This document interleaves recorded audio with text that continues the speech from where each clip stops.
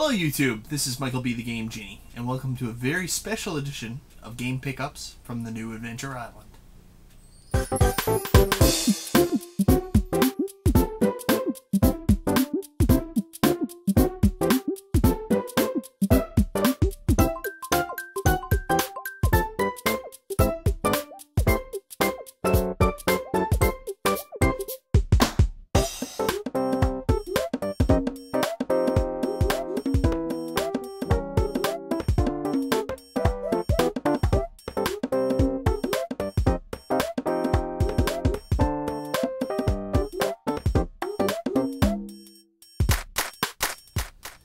So, as you may already know, I actually work for a not-for-profit organization here in Canada, and we recently had our national AGM in Vancouver, so I was lucky enough to finally get to Vancouver, which leaves me with only 3 provinces, not territories, 3 provinces that I still have to get to make it all the way across Canada. And one of the things I was very fortunate to do while I was there was to get a couple minutes to go to the store GameDeals. Anybody who's a big fan of YouTube has probably saw the Happy Console Gamer show before, and they know that GameDeals is a store that is actually really close by the Happy Console Gamer's house, and he goes there quite regularly. He's actually done a couple videos there, so while I was there, I was very excited to get there, and I picked up some pretty cool stuff.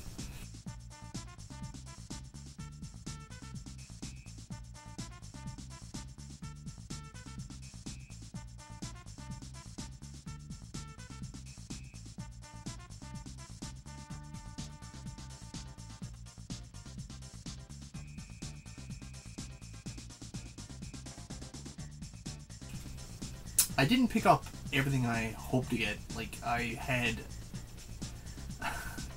imagined that when I went to the store, I would find everything I was looking for. So I expected to find my Turbo Duo, I expected to find my Panasonic 3DO, all kinds of games. And while they had amazing stuff there, they didn't have that. So, still looking. If you have something, let me know. So, what I did find was something in Newfoundland you never find, and that is TurboGrafx-16 games. Now, before I start, I'm going to tell you, GameDeals had some really cool stuff there. Not the most amazing prices. I mean, it is a retail store, so they're going to do what they can. I mean, they've got to pay what they can for the games, and they have to charge what they have to charge. So, if anybody says you paid too much for these, you have to understand that, yeah, I probably paid more than what EBay.ca would charge, but at the same time, that's some really cool stuff I wouldn't normally get here.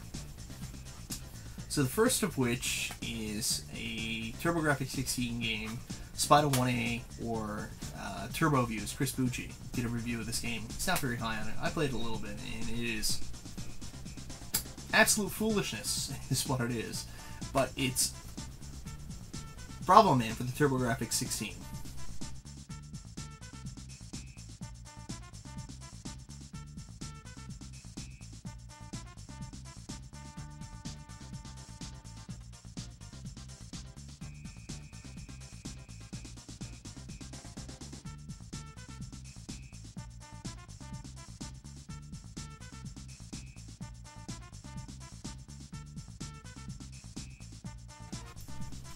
The next game I picked up is, again, for the TurboGrafx-16, and it's one of those rare games that has the dubious distinction of having a bad NES release and a bad TurboGrafx-16 release, and that is Tailspin on the TurboGrafx-16. Not a great game, but really cool to add to my TurboGrafx-16 collection.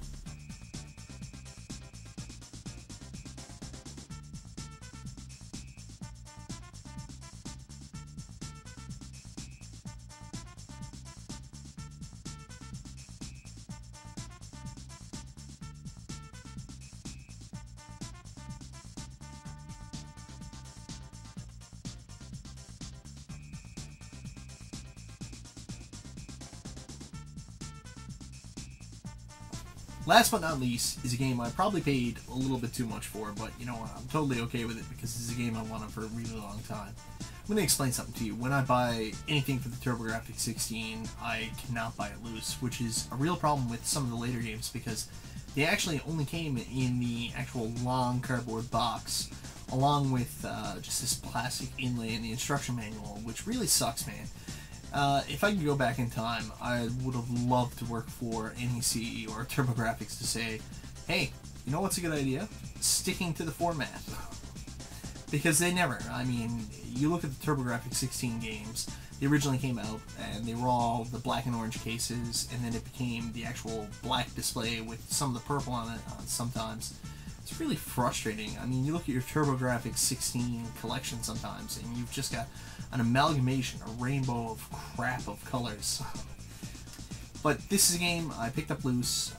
Probably will go on eBay and pick up a custom case for it. I'm really excited to have it.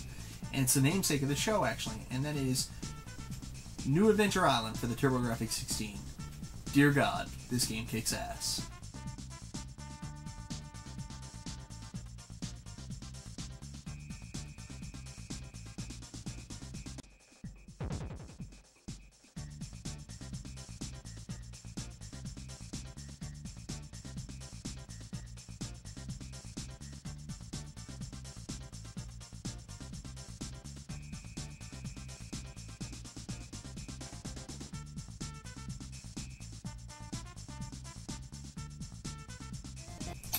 The next game I picked up there was for the Nintendo Entertainment System, and it's not really a super rare game, but I have never seen it in my journeys here, and I probably paid a little bit too much for it, but I was just really excited to grab it. That is Power Punch 2 for the NES. Power Punch 2 originally was supposed to be the sequel to Punch-Out. It was going to be Mike Tyson's Intergalactic Punch-Out. However, never worked out. And realistically, Mike Tyson, good job not attaching your name to this game, because honestly, this is the poorest sequel I have ever seen. This game is pretty garbage.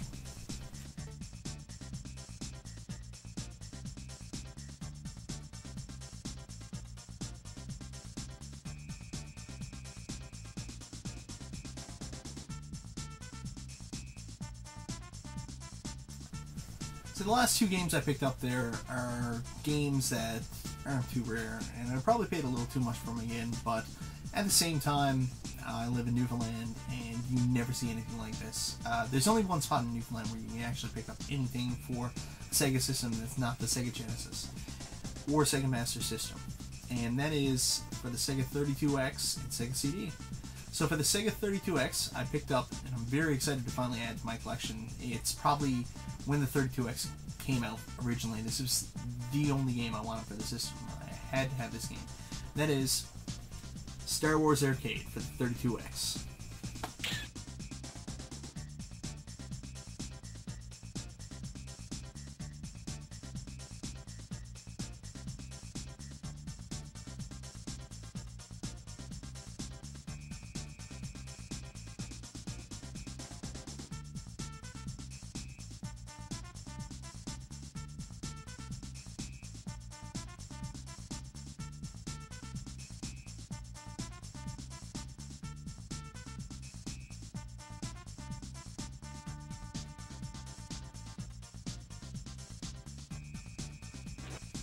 So the last game I picked up is a game for one of my favorite systems of all time. I don't care if you hate it.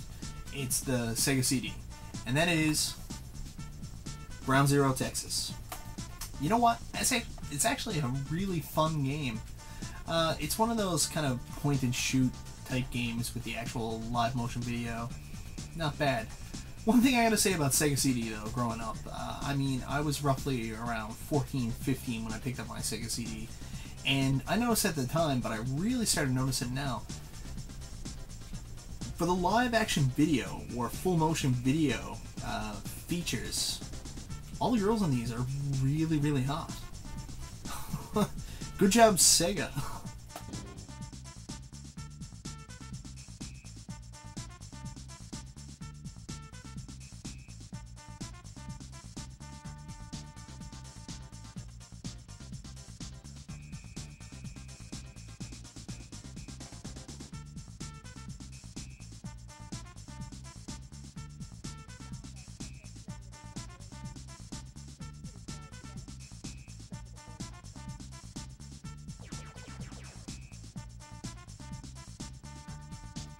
So guys, those are all the games I picked up while I was there.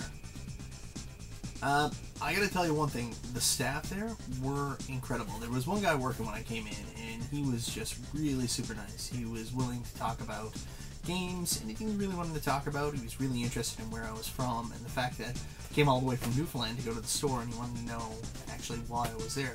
And I told him that, I actually saw a store on Happy Console Gamer, and he was like, oh man, you know, he only lives up the road, I can call him if you want. And I was like, no. So while I was bringing in all the other things I purchased, which you can see I spent a bit of money, I noticed two things out of the corner of my eye. One was a Rob the Robot, which I don't have, and dear God, I am going to find this year, I promise. But the other thing I noticed was they had 2 power pads. I've actually never had a power pad in my entire life. I've actually only seen it once, probably when I was roughly around 13. I went to a friend of mine's cabin, and he had a Nintendo Entertainment System with a power pad, and we played track and field while we were there. And, you know, it's nothing special, but it was really cool. Like, I just thought it was amazing they had it. So I never had a power pad. I've always wanted one, and when I went into GameDeals, I saw they had a couple of power pads. So I asked him, how much do you want for them? And he said, I'm not 100% sure. It usually goes for around 30 bucks, but I'll tell you what, man, I'll give you one for 19 bucks. But that's not all. He also said, not only will I give you one for $19, I'll also give you the one that's complete in box.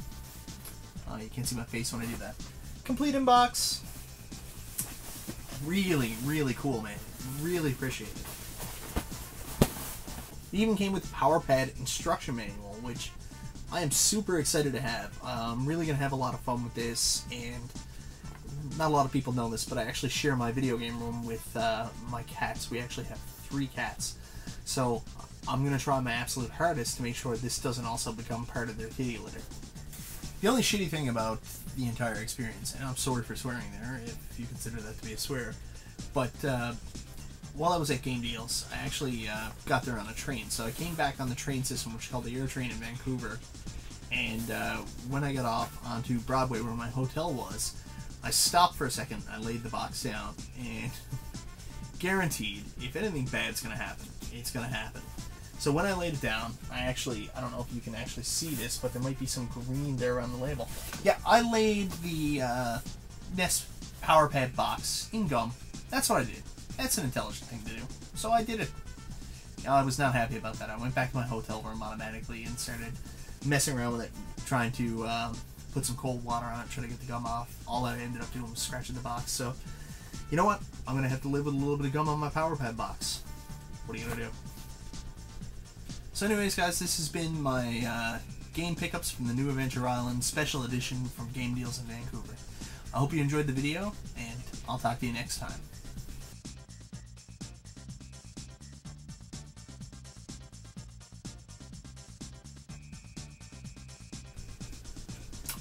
You know what show I really loved growing up? Gummy Bears. I wish they released that on DVD. If it is on DVD, can somebody here just comment and let me know, because I would pick it up in a second. Actually, I haven't seen it since I was 7. The show is probably terrible. But I was on YouTube the other day, and I actually found the theme song. But it was like this extended theme song, karaoke with lyrics and everything. So, it really made me excited. Can I sing? Let's try that. Gummy bears bouncing here and there and everywhere. High adventure is beyond compare. They are the gummy bears. They are the gummy bears. If that sounded like shit, I am going to edit it out of the video, obviously.